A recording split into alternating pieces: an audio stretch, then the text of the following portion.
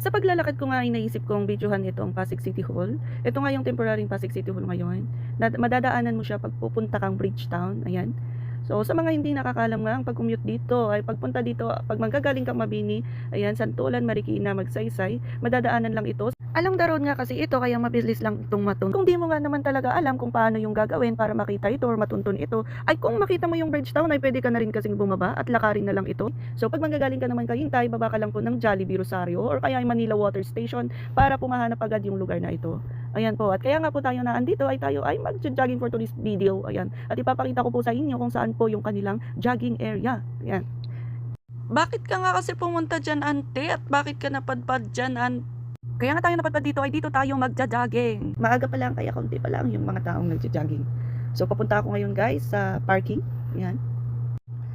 At dito nga sa parking nila ay dito natin naantayin ng aking mga kasamahan na galing opisina. Ako nga lang naman kasi yung nag-commute kasi wala naman akong motor na service. So, ayan, dito yung kanilang parking area.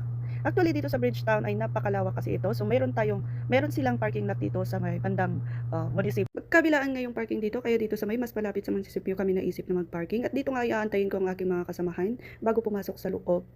At baliktad nga yung nangyari kasi ako na naglakad ay ako yung nauna dito. Aantayin ko sila dito sa may entrance at sila ay wala pa. Habang wala sila ay mag-iikot-ikot muna tayo at maglilinga-linga baka tayo makakita ng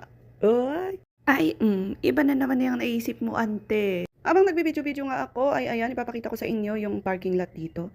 So dito nga ito sa malapit sa munisipyo ay malawak ang kanilang parking lot, mapamotor at mapasasakyan.